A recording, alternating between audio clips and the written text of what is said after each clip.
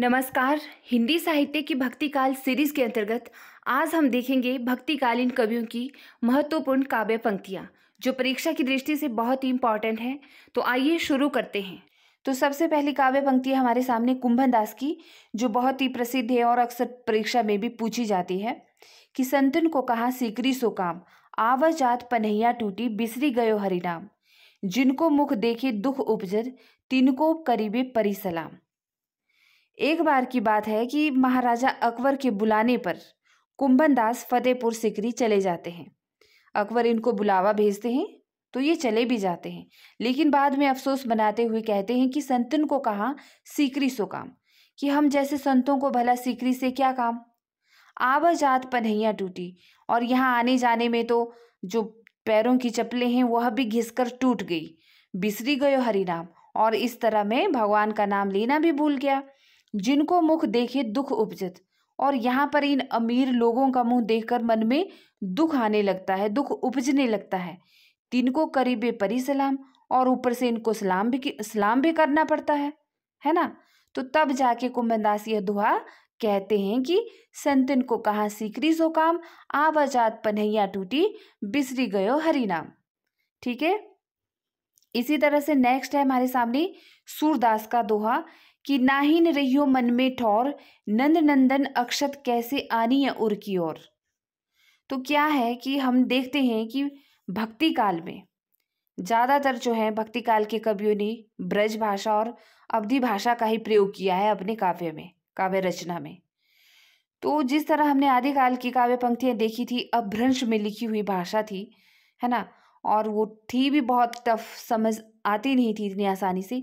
लेकिन ब्रज और अवधि के बारे में ऐसा नहीं है। ब्रज और अवधि जो है अक्सर समझ में आ जाती हैं, पता चल जाता है कि कवि क्या कहना चाहता है ना, इतनी भी टफ नहीं है यह भाषा। तो इसी तरह से सूरदास का यह काव्य पंक्ति है कि नाहिन रहियो मन में ठोर, नन नंदन अक्षत कैसे आनी है उर की ओर। तो प्रस्तुत काव्य पंक्तियां सूरदास की भ्रमर गीत सार से हैं।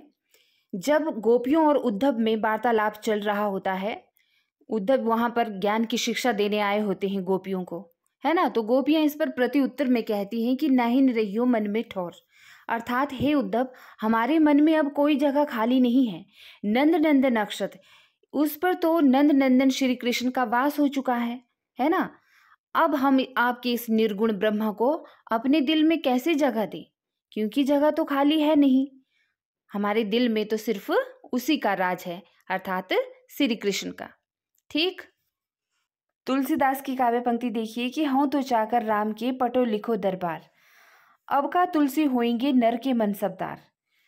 तो जिस तरह से कुंभन दास की काव्य पंक्ति प्रसिद्ध थी, उसी तरह से यह तुलसीदास की काव्य पंक्ति भी प्रसिद्ध है कि अकबर जो है तुलसीदास को भी बुलावा भेजते हैं रहीमदास जी के पास, है ना, क्योंकि रहीमदास अकबर के 9 रत्नों में से एक होते हैं और तुलसीदास के खास मित्र भी होते हैं। तो तुलसीदास के पास जब रहीमदास जी आते हैं कि अकबर ने आपको याद किया है, तो तब जो है यह काव्य पंक्ति तुलसीदास जी कहते हैं कि हूँ तो चाकर राम के पटो लिखो दरबार, कि हम तो राम के सेवक हैं, उनके दरबार में हमने पटा लिख दिया है। और आगे क्या कहते हैं कि अब का तुलसी होंगे नर के मनसबदार, ऐसी स्थिति में अब हम मनुष्य के मनसबदार भला कैसे हो सकते हैं, है ना, वहाँ पे हमारा क्या काम है। तो बड़े ही विनम्र भाव से जो है तुलसीदास जी मना कर देते हैं, अस्वीकार कर देते हैं उनके इस निमंत्रण को। तो बस ऐसी ही हैं, किसी न किसी बात को लेकर ये काव्य पंक्तियां हैं जो अक्सर पूछी भी जाती हैं और प्रसिद्ध भी हैं। उसी तरह से कबीर की काव्य पंक्ति है कि आंखड़ियां झाई पड़ी पंथ निहारी निहारी, जिबड़ियां छाला पड़या राम पुकारी पुकारी, है ना। आंखड़ियां मतलब आंखें, कि आंखों में क्या हो गया है, मेरी आंखें कमजोर हो गई हैं, आंखों के नीचे कालापन आ गया है। क्यों, कैसे? राह निहारते निहारते, पंथ मतलब राह, और जीभ में छाला भी पड़ गया है राम का नाम पुकार पुकार के, है ना। तो इसलिए ये कहना चाहते हैं कि मैं जो है भगवान राम के बिरह में मेरी जो आत्मा है वो तड़फ रही है, और अपने प्रियतम की अर्थात राम की राह देखते देखते मेरा तन भी कमजोर हो गया है। मेरी जीभ में भी छाले पड़ गए हैं और आंखों में भी झाइयाँ पड़ गई हैं। आंखों के नीचे भी जो है कालापन आ गया है। ठीक है, तो ये सब थोड़ा थोड़ा मैं आपको, ताकि इजी हो जाए आप लोगों को याद रखने के लिए, समझने के लिए, तब मैं इसकी थोड़ी थोड़ी एक्सप्लेनेशन करना ज़रूरी समझती हूँ। बाकी तो आप सबको पता ही है कि इनको काव्य पंक्तियों को याद रखना ही पड़ता है एग्जाम पॉइंट ऑफ व्यू से, है ना। उसी तरह से नेक्स्ट है जैसी की, तीरथ बरत ना करो अंदेशा, तुम्हारे चरण कमल मतीशा, जह तह जाओ तुम्हारी पूजा, तुम सा देव और नहीं दूजा। तो जैसी भी अपने आराध्य देव के संबंध में ही यह कहते हैं कि ना मैं कोई तीर्थ जानता हूँ, ना मैं किसी व्रत को करना जानता हूँ, ना ही मुझे किसी तरह इन सब चीज़ों का अंदेशा है, क्योंकि मेरा ध्यान तो तुम्हारे चरण कमलों की ही तरफ है। जहाँ भी जाऊँ वहाँ पे तुम्हारी ही पूजा करना चाहता हूँ, और तुम्हारे जैसा देव और कोई दूजा है भी नहीं। तो बस यही कहना है इनका। तो तीर्थ बरत न करो अंदेशा, यह जो है जैसी की काव्य पंक्ति है। नेक्स्ट काव्य पंक्तियां हैं मीरा की, कि तलफत रहित मीन चातक ज्यूं, जल बिनु तृषानु छीजे, कि जैसे जल के बिना मछली तड़पती है ना, वैसे मैं तड़प रही हूँ। अखियां हरि दर्शन की भूखी, तो श्री कृष्ण के बारे में ही मीरा ने जो भी काव्य रचा है आपको पता ही है। तो हरि दर्शन की प्यासी या भूखी उनकी आंखें हैं। हेरी में तो प्रेम दीवानी, मेरा दर्द ना जाने कोई। तो आप बड़ी आसानी से पता रख सकते हैं कि यह मीरा की काव्य पंक्तियां हैं। नेक्स्ट तुलसीदास की काव्य पंक्ति देखिए, एक भरोसो एक बल एक आस विश्वास, एक राम घनश्याम हित चातक तुलसीदास। तुलसीदास जी कहते हैं कि मेरे लिए मेरे प्रभु श्री राम एकमात्र मेरा बल है, वही एकमात्र मेरे लिए आशा है, और वही एकमात्र एक अटूट विश्वास है मेरे लिए। इसीलिए मुझे अपने प्रभु श्री राम पर पूरा विश्वास है। नेक्स्ट है कबीर की काव्य पंक्ति, गुरु गोविंद दो खड़े काकू लागे पाए, बलिहारी गुरु आपने जिन दियो गोविंद मिलाए। अर्थात गुरु और भगवान दोनों ही मेरे सम्मुख खड़े हैं, परंतु गुरु ने ईश्वर को जानने का मार्ग दिखा दिया है। ठीक। नेक्स्ट काव्य पंक्ति है, पाने कौन कुमती तो ही लागे, कसरे मुल्ला बांग निवाजा। ये कबीर की काव्य पंक्ति है। आप यहीं से अंदाजा लगा सकते हैं कि पांडे कौन कुमती तो ही, मतलब इन्होंने यहाँ पर मुल्ला मुसलमानों को और पांडे मतलब पंडितों के बारे में कहा है। ठीक है, उन्होंने ज्यादातर धार्मिक आडंबरों के बारे में व्यंग्य किया है, तो उसी से रिलेटेड यह पंक्तियां हैं। नेक्स्ट काव्य पंक्ति है तुलसीदास की, बंदो गुरुपद कंज कृपा सिंधु नर रूप हरि, महामोह तम पुंज जासु बचन रवि कर निकर, कि मैं उन गुरु महाराज के चरण कमल की वंदना करता हूँ जो कृपा के समुद्र हैं और नर के रूप में श्री हरि स्वयं हैं, और जिनके वचन महामोह रूपी घने अंधकार का नाश करने के लिए सूर्य किरणों के समूह हैं, है ना। तो ये फटाफट से जो भी इस तरह की बड़ी दो पंक्तियों में होंगे उन्हीं का मैं आपको रिप्लाई मतलब एक्सप्लेनेशन करूंगी। बाकी जो एक पंक्ति के हैं या आधी आधी पंक्तियों की उनका नहीं करूंगी, नहीं तो वीडियो बहुत लंबी हो जाएगी। नेक्स्ट कबीर की काव्य पंक्तियां हैं, राम नाम तत्सार है, कबीर सुमिरन सार है और सकल जंजाल, और पोथी पड़ी पड़ी जग मुआ पंडित भया न कोई। आप सभी जानते हैं इनका अर्थ, बिल्कुल ईजी है। ठीक है, तो नेक्स्ट देखते हैं, आयो घोष बड़ो व्यापारी, लादी खेप गुण ज्ञान जोग की, ब्रज में आय उतारी। अर्थात सूरदास के भ्रमर गीत से यह काव्य पंक्तियां हैं, और गोपियां आपस में कह रही हैं कि देखो सखियों, हमारे हीरों की बस्ती में एक बहुत बड़ा व्यापारी आया है अपने ज्ञान और योग का भारी माल का संदेशा लेकर, है ना, और इसने सीधे आकर यह ब्रज में ही उतारा है। ज्ञान और योग का जो बोझ है हमारे यहाँ आकर ही उतारा है। मुख होई बाचाल पंगु चढ़ई गिरिवर गहन, जासु कृपा सुदयाल द्रवु सकल कली मल दहन। तुलसीदास की यह काव्य पंक्तियां हैं कि जिनकी कृपा से गूंगा बहुत सुंदर बोलने को हो जाता है और लंगड़ा लूला भी दुर्गम पहाड़ चढ़ जाता है, वे कलयुग के सब पापों को जला डालने वाले दयालु भगवान मुझ पर दया करे। ठीक है, सिया राम मैं सब जग जानी, करूं प्रणाम जोरी जुग जानी, कि पूरे संसार में श्री राम का निवास है, सब में भगवान है और हम उनको हाथ जोड़कर प्रणाम करते हैं। ठीक है, नेक्स्ट रामानंद की बहुत ही प्रसिद्ध काव्य पंक्तियां हैं, जाति पाति पूछे नहीं कोई, हरि को भजे सो हरि का हुई। कबीर की काव्य पंक्ति देखिए, साईं के सब जीव हैं कीरी कुंजर दोए, सब घाट साइयां सुनी सेज पर न सोए। कबीरदास जी कहते हैं कि हम किस पर दया करें और किस पर न करें, अर्थात परमात्मा ने ही सब जीवों को बनाया है, भले ही वह चींटी हो या हाथी, अर्थात सभी को उसी ने बनाया है। मैं राम का कुत्ता मोतिया मेरा नाम। कबीरदास जी कहते हैं कि मैं तो राम का कुत्ता हूँ और मेरे गले में उनके राम नाम की जंजीर पड़ी हुई है। जहां जहां वे जाते हैं वहां वहां मैं चला जाता हूँ। बड़े ना हुजे गुणन बिन विरत बढ़ाई पाए, कहत धतूरे सो कनक गहनो गढ़े न जाए। अर्थात बिना गुणों के नाम मात्र की प्रशंसा प्राप्त करके कोई व्यक्ति बड़ा नहीं बन सकता। धतूरे को कनक कहते हैं किंतु उससे गहना नहीं बन सकता। गहने स्वर्ण से बनते हैं, धतूरे से नहीं। अतः एक ही नाम है, उसकी जाने से ही प्रशंसा मात्र नहीं हो सकती। यानी मनुष्य को प्रतिष्ठा गुणों के आधार पर मिलती है, वह अर्जित नहीं की जा सकती, स्वतः ही प्राप्त होती है। नेक्स्ट काव्य पंक्ति तुलसीदास की, राम सो बड़ो है कौन मोह सो कौन छोटो, राम सो खरो कौन मोह सो कौन खोटो। सिंपल सा अर्थ है कि मेरे प्रभु राम जैसा बड़ा और खरा यानी सच्चा कोई नहीं, और मेरे जैसा छोटा और खोटा भी कोई नहीं। प्रभु जैसा भी मैं हूं आपका हूं, आपके सिवा मेरा कोई नहीं। ठीक है, प्रभु जी तुम चंदन हम पानी, ये रैदास की पंक्ति है, बड़ी प्रसिद्ध है। कबीरदास की काव्य पंक्तियां, सुखिया सब संसार है खावे अरु सोवे, दुखिया दास कबीर है जागे अरु रोवे। कि सारा संसार सुखी है, खाता है और सोता है, लेकिन दास कबीर दुखी है। क्यों? जागते हैं और रोते हैं। क्यों? क्योंकि भगवान को पाने की जो बेचैनी, जो पीड़ा उनके मन में है अपने ब्रह्मा से मिलने की, वह उन्हें जगाए रखती है, सोने नहीं देती है। ठीक है, उस पीड़ा में वो तड़पते रहते हैं। नेक्स्ट कबीर की है, नारी नसावे तीन गुण जो नर पास होए, भक्ति मुक्ति नित ध्यान में बैठी सके नहीं कोई। अर्थात कबीरदास जी कहते हैं कि अगर आपको भक्ति के मार्ग पे चलना है और मुक्ति का मार्ग पाना है तो आपको नारी मोह से दूर रहना होगा। ठीक है, क्योंकि नारी मोह ऐसा है, जिस भी व्यक्ति के पास ये है, जो नारी के आकर्षण में बंधा हुआ है, वह भक्ति और मुक्ति को नहीं पा सकता, इस मार्ग पर चल ही नहीं सकता। नेक्स्ट तुलसीदास की फेमस पंक्ति की, ढोल गंवार शूद्र पशु नारी ये सब तारन के अधिकारी, अर्थात ये सभी शिक्षा के अधिकारी हैं। राइट।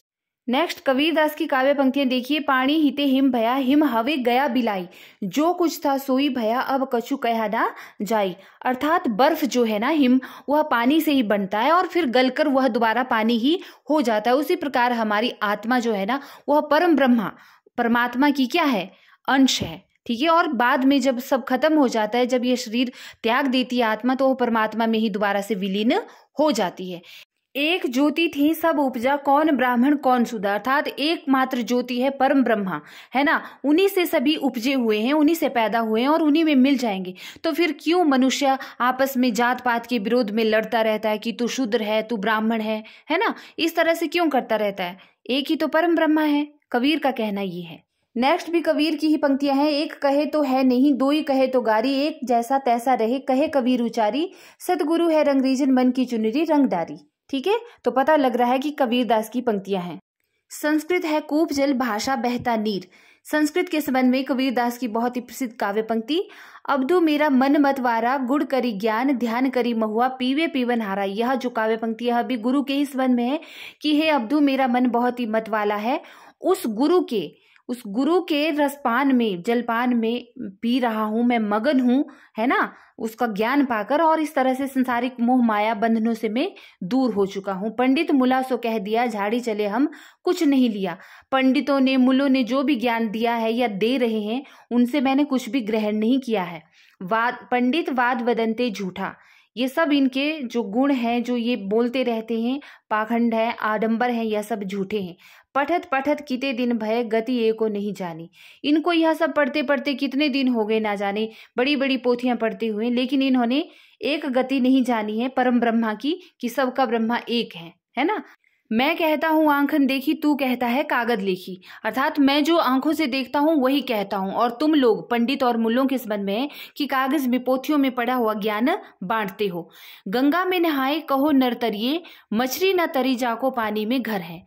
कि गंगा में नहा रहे हो अपने पाप धोने के लिए, हे मनुष्यों, है ना, तुम गंगा में नहा रहे हो अपने पाप धोने के लिए, लेकिन क्या होगा, तुम कितने भी तीर्थ नहा लो, जिस तरह से पानी में रहकर भी मछली की सुगंध नहीं जाती, उस तरह से तुम लोग अगर मन का मैल नहीं साफ करोगे ना, तो तन को कितना भी धो लो, तुम्हारे गुण जो है नहीं आने वाले, अर्थात अवगुण नहीं मिटने वाले।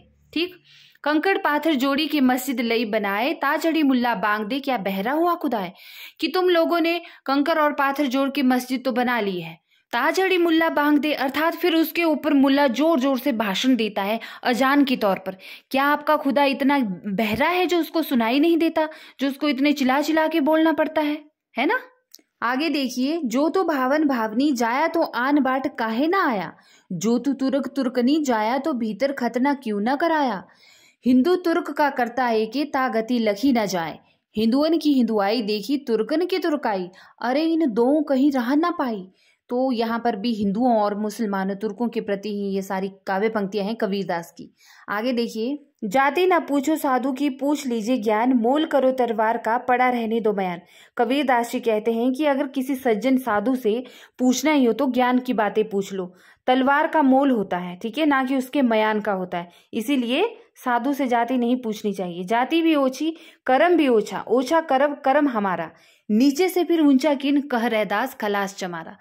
रैदास जी कहते हैं कि हमारी जाति भी ओछी है, हमारा काम भी ओछा है, इस तरह से हमारा कुनबा पूरा कर्म ही ओछा है, लेकिन मैंने अपने आप को अध्यात्म के रंग में ऐसे रंगा है, इस मोह माया से दूर, इस तरह मैंने अपने आध्यात्मिक गुणों से अपने आप को छोटे से बड़ा बना दिया है। ठीक है, झिलमिल झगड़ा झूलते बाकी रहू ना काहो, गोरख हटके कालपुर कौन कहावे साधु। अर्थात क्या होता है, जो साधक होते हैं ना, उस समय की बात कर रहे हैं कबीरदास जी, जब साधक थे तो बोलते हैं कि इस काल्पनिक संसार में ऐसे फंस जाते हैं कई बार कि इसमें बड़े से बड़े गोरखनाथ जैसे महापुरुष भी इस कल्पना की जगत में फंस गए। क्या होता है कि कुछ साधक जो है ब्रह्म को ज्योति स्वरूप में देखते हैं, कुछ जो है अपने त्रिकुटी में देखते हैं साधु ब्रह्म को, कुछ जो है नाभि में देखते हैं, तो कुछ ब्रह्मरंध्र में देखते हैं। कालपुर अर्थात एक तरह की जगह होती है जहाँ पे साधु जो है ध्यान में मगन होते हैं, बैठते हैं। तो बोलते हैं महापुरुष, कौन महापुरुष, गोरखनाथ जैसे महापुरुष भी इसमें उलझ गए, तो ऐसा कौन विवेकी होगा जो इसमें उलझेगा नहीं, है ना। कुछ समय के लिए सभी भटक जाते हैं। आगे की काव्य पंक्तियां देखिए, दशरथ सुत तिहु लोक बखाना, राम नाम का मर्म है आना। अर्थात दशरथ के जो पुत्र राम है उनका तो तीनों लोकों में गुणगान है, लेकिन मेरे राम जो है वो वाले राम नहीं है, मेरे राम तो अनंत है, परम ब्रह्मा है। ठीक है, सूरा सोई यानी कि सती सराहिए जो लड़े धनी के हेत, पुर्जा पुर्जा कटी पड़े तो ना झाड़े खेत। अर्थात सूरवीर की असली पहचान है कि जो दीन दुखियों के लिए मर मिटे, अपना पुर्जा पुर्जा तक त्याग दे, लेकिन फिर भी अपना कर्म ना छोड़े। आगा जो लागा नीर में कादो जरिया झारी, उत्तर दक्षिण की पंडिता मुए बिचारी बिचारी। अर्थात पानी में आग लग गई है और समस्त कीचड़ जलकर नष्ट हो गया है। उत्तर दक्षिण के सभी पंडित विचार कर रहे हैं कि यह कैसे हो गया है। देखिए यहाँ पे कीचड़ से अभिप्राय है विषय वासना से और विकार से, मोह माया से। ठीक है, और यहाँ पे साखी में, इस साखी में, कबीर की साखी है ये, इसमें आत्मा को जल नीर कहा गया है ना, जो बिल्कुल शुद्ध होती है, आत्मा रूपी जल जो बहुत शुद्ध होती है।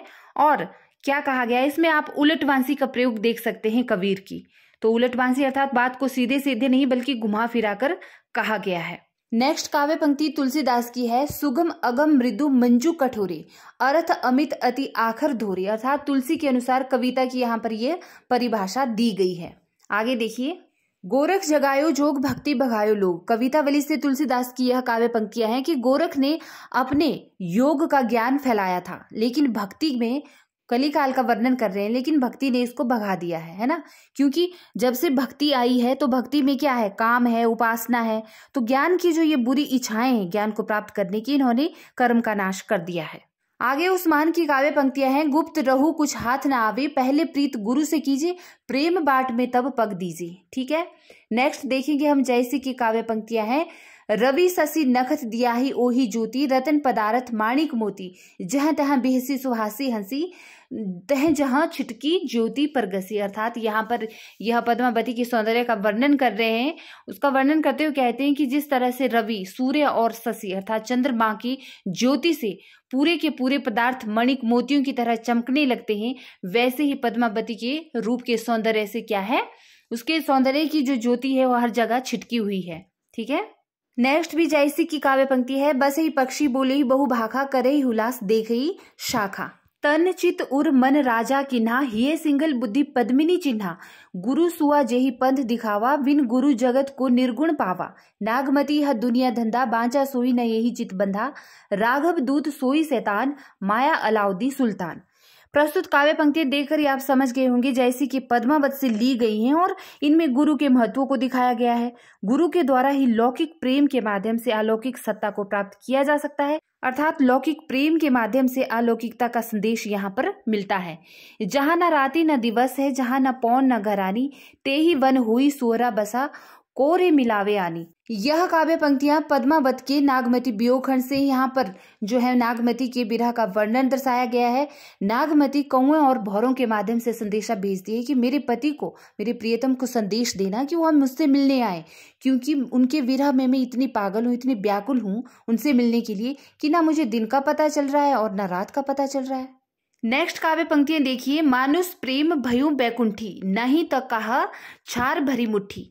प्रेम ही मनुष्य के जीवन का चरम मूल्य है, जिसे पाकर मनुष्य बैकुंठी हो जाता है, अन्यथा वह एक मुट्ठी राख नहीं तो और क्या है ना। जायसी का यह कहना है, जायसी की काव्य पंक्ति है। छार उठाई लीनी एक मुट्ठी, दिनी उड़ाई पृथ्वी झूठी। तो यह भी इसी से संबंधित है। आगे सूरदास की काव्य पंक्ति 16 सहस्त्र पीर तनुए के राधा जीव सब देह, कि 16,000 रानियों में भी श्री कृष्ण के देह में एकमात्र ऐसा जीव है जो राधा नाम का है ना, बसा हुआ। जैसी की काव्य पंक्ति देखिए। पुख नक्षत्र सिर ऊपर आवा, हो बिनु नोह मंदिर को छावा। बरी से मगा झंकोरी झंकोरी, मोर दुई नैन चुवही अजसी ओरी। अर्थात जैसी के पद्मावत से नागमती वियोग खंड से यह काव्य पंक्तियां हैं। यहाँ पर इन्होंने 12 मासा का वर्णन किया है। नागमती के बिरह बिलाप की स्थिति का वर्णन करते हुए प्रस्तुत काव्य पंक्तियां कह रही हैं कि सूर्य जो है पुष्य नक्षत्र में प्रवेश कर गया है, अर्थात अब खूब बरसात हो रही है और ऐसे में और बादल भी झंकोर झंकोर के बरस रहे हैं। इस पे नागमती कहती है कि मेरे पति के बिना मेरा कोई आश्रय नहीं है ना, और इसीलिए वे यथाशीघ्र मेरे पास आ जाएं, क्योंकि मेरी दोनों नैना जो हैं उन्हीं चहुं दिशाओं में खोज रहे हैं। आपको पता होता है ना, रतन सेन पद्मावती के पास होते हैं, ठीक है, और नागमती उनके विरह में अकेली व्याकुल होती रहती हैं। आगे की काव्य पंक्तियां भी नागमती वियोग खंड से ही है। पीयू सो कहू संदेशड़ा है भौरा है काग, सो धनी बिरहे जरी मुई तेहिक धुआं हम लाग। दुखी नागमती भौरों तथा कौओं के माध्यम से अपने प्रियतम को संदेशा भेजती है और कहती है कि मेरे प्रियतम को मेरी स्थिति के बारे में बताना कि तुम्हारी पत्नी तुम्हारे बिरह की आग में जल के मर गई है और उस आग से उठने वाले धुएं से उसका रंग भी काला पड़ गया है, इसीलिए वो जल्द से जल्द वापिस आ जाए। आगे की काव्य पंक्तियां देखिए। सूरदास की है। जसोदा हरि पालनी झुलावे, सोवत जानी मौन है, रही करी करी सेन बतावे, यही अंतर अकुलाई उठे हरि, जसोमती मधुरे गावे।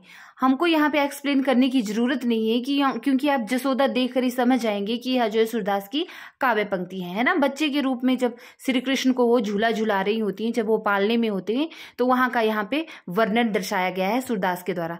सिखवत चलत जसोदा मैया, अर बराए करी पानी, गहावत डगमगाए, धरनी धरी पैया, मैया हो न चरेहूं गाय, मैया रिमोही माखन भावे, है ना, कि माँ मुझे तो माखन भाता है, अब मैं गाँव गौएं नहीं चराऊंगा। तो इस तरह के यहाँ पे वर्णन है, आप समझ जाएंगे। आगे देखिए। मैया कभी बढ़ेगी चोटी, मैया मोही दाऊ बहुत खिजायो, कि मुझे दाऊ भैया बहुत खिजाते हैं, चिढ़ाते हैं, है ना, मैया मेरी चोटी कब बढ़ेगी। इस तरह की ये सूरदास की वर्णन है।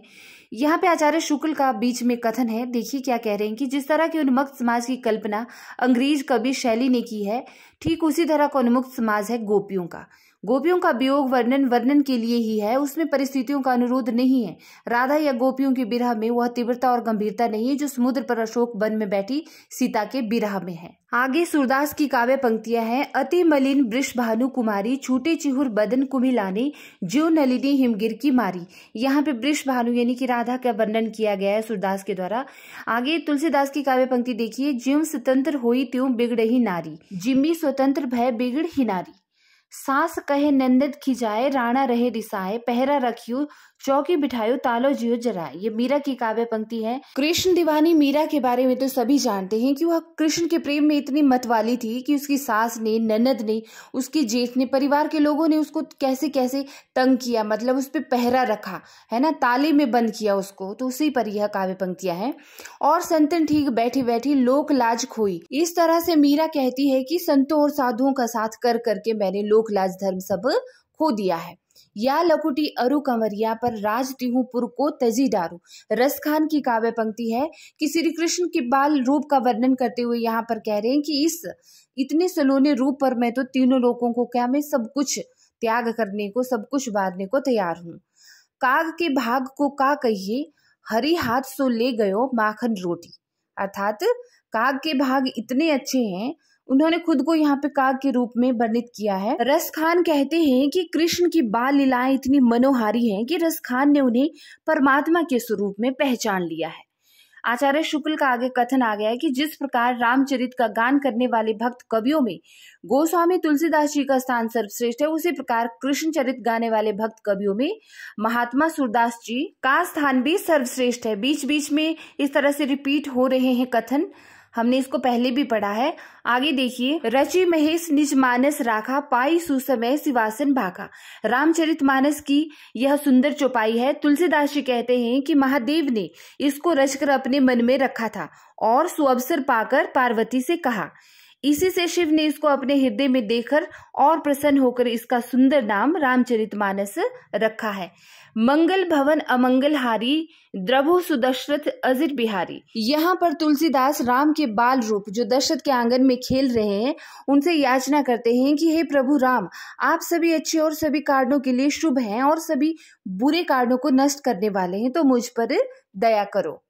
आगे है, सभे नचावत राम गोसाई, मोहि नचावत तुलसी गोसाई। ये फादर कामिल बुल्के साहब की विचार हैं, काव्य पंक्तियां हैं कि सबको नचाने वाले, है ना, कि सबको नचाने वाले तो राम गोसाई हैं, लेकिन मुझे जिसने नचाया है वह तुलसीदास गोसाई हैं। जॉर्ज ग्रेसन ने कहा था कि बुद्ध के बाद तुलसी भारत के सबसे बड़े समन्वयकारी हैं। यस, राइट है। और हजारी प्रसाद द्विवेदी की काव्य पंक्ति देखिए कि मानस, तुलसी का जो मानस है उससे लोक शास्त्र का, संस्कृत से देश भाषा का, सगुण से निर्गुण का, ज्ञान से भक्ति का, शैव से वैष्णव का, ब्राह्मण से शूद्र का और पंडित से मूर्ख का, गाहस्थ से वैराग्य का समन्वय है। तो यह भी बहुत महत्वपूर्ण कथन है। बहुरी बदन बिधु अंचल ढांकी, पिए तन चिते भों करी बांकी। खंजन मंजू तिरिछे नैननी, निजपति कहूं तिनहि सिय सैननी। यहाँ पर ग्रामीण स्त्रियों द्वारा राम से संबंध के प्रश्न पूछने पर सीता का आंगिक लक्षणों से क्या जवाब मिलता है, उसी के बारे में यह काव्य पंक्तियां बयां कर रही हैं, आसानी से समझी जा सकती हैं। हे खग हे मृग मधुकर श्रेणी, क्या तूने देखी सीता मृगनयनी। यह भी आसानी से आप समझ सकते हैं।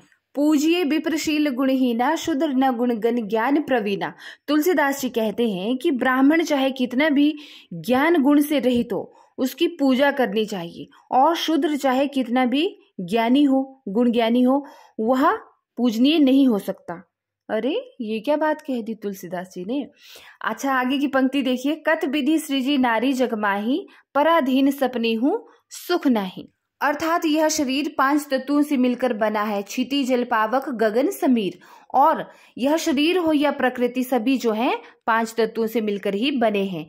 अखिल विश्व यह मोर उपाया, सब पर मोही बराबर माया। कहा कहो छवि आजुकी, भले बने हो नाथ, तुलसी मत्सक तव नवे, धरो धनुष सरहाथ। तो आप तुलसीदास का नाम यहाँ पे आ रहा है, आसानी से आप पता कर सकते हैं कि तुलसीदास की काव्य पंक्तियां हैं। सब मम प्रिय सब मम उपजाए, सबसे अधिक मनुज मोही भावे, और मेरी न जात पात न चहो काहू की जात पात। आगे चंडीदास की काव्य पंक्तियां हैं, सुन रे मानुष भाई, सवार ऊपर मानुष सत्य, ताहार ऊपर कछु नाही। ठीक है। आगे देखिए, तुलसीदास की काव्य पंक्ति है कि बड़ा भाग मानुष तन पावा, सर दुर्लभ सभई ग्रंथ ही गावा। कि बड़े भाग्य से यह मनुष्य शरीर मिला है। सब ग्रंथों ने यही भी कहा है कि यह शरीर देवताओं को भी दुर्लभ है, अर्थात बड़ी कठिनाई से मिलता है।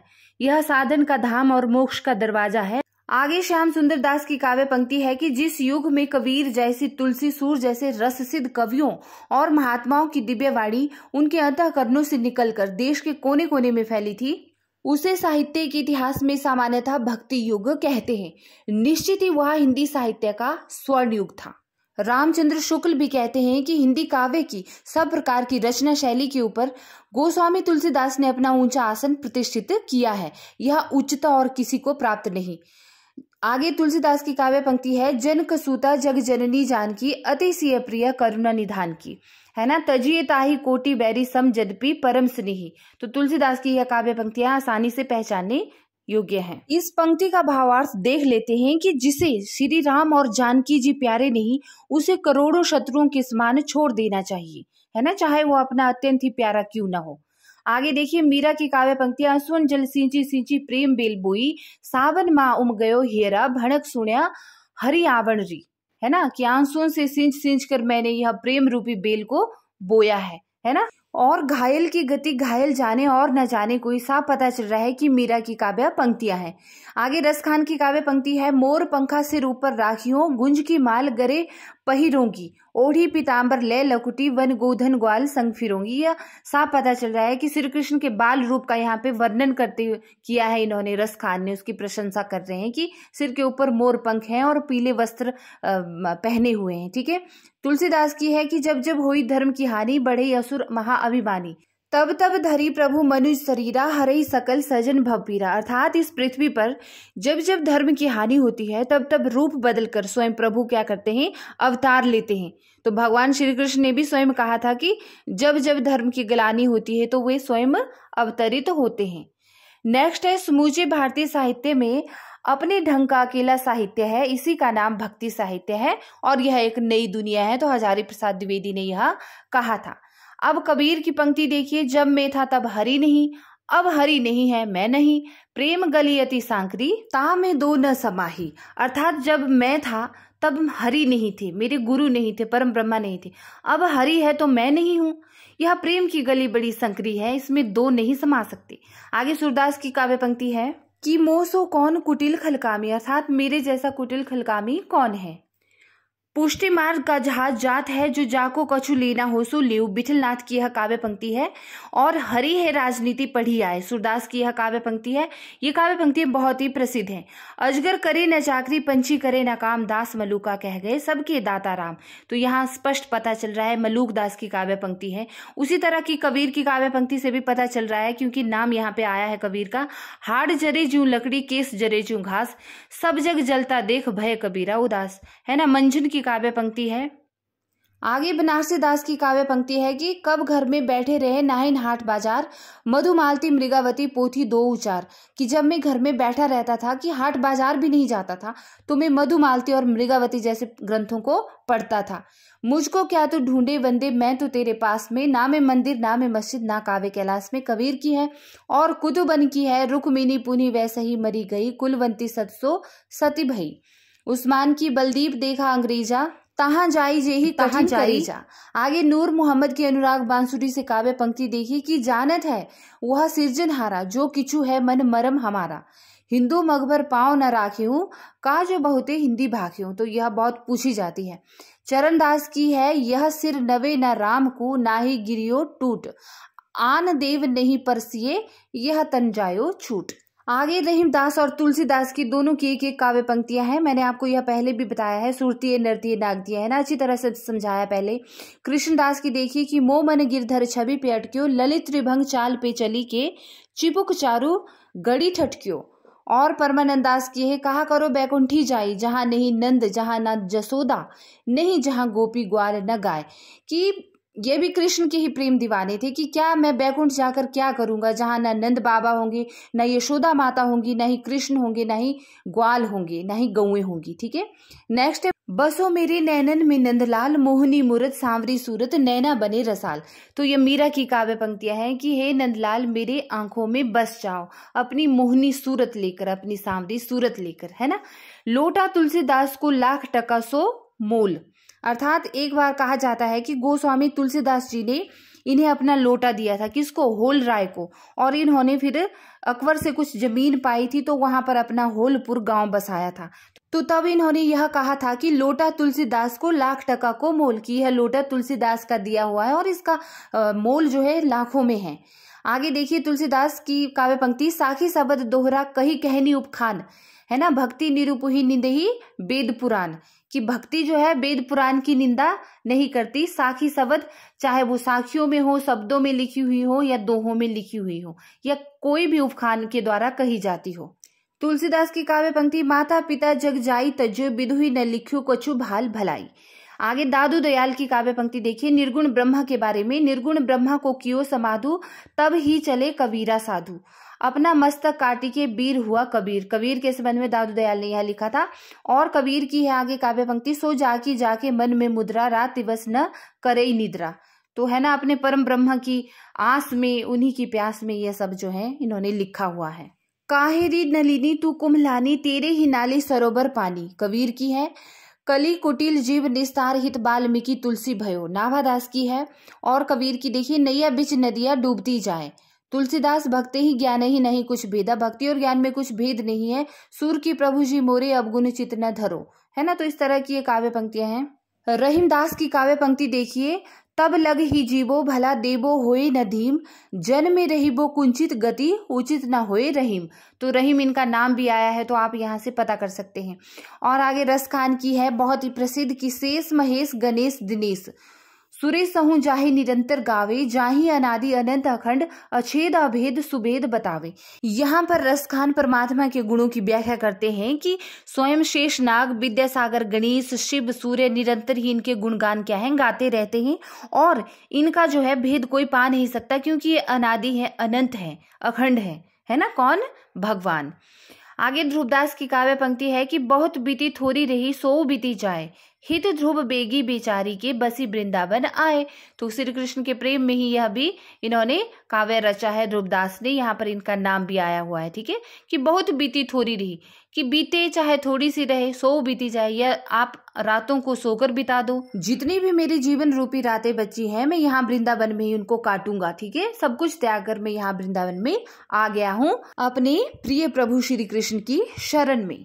तो ये थी प्रसिद्ध भक्तिकालीन कवियों की काव्य पंक्तियां, जो अक्सर परीक्षा में पूछी भी जाती हैं। और ज्यादातर कबीर, तुलसीदास, सूरदास, है ना, जैसी, यही सब जो है इम्पोर्टेंट माने जाते हैं रचनाकार भक्तिकाल के। तो इन्हीं की ज्यादातर पंक्तियां भी पूछी जाती हैं। फिर भी जो बीच में महत्वपूर्ण पंक्तियां थी और कवियों की, उनको भी मैंने रखा। तो वीडियोज को लाइक करें, प्यार दें और शेयर भी करते रहें, ठीक है। बने रहें मेरे साथ। मिलती हूँ आपके साथ नेक्स्ट टॉपिक लेकर। तब तक अपना ख्याल रखें। नमस्कार।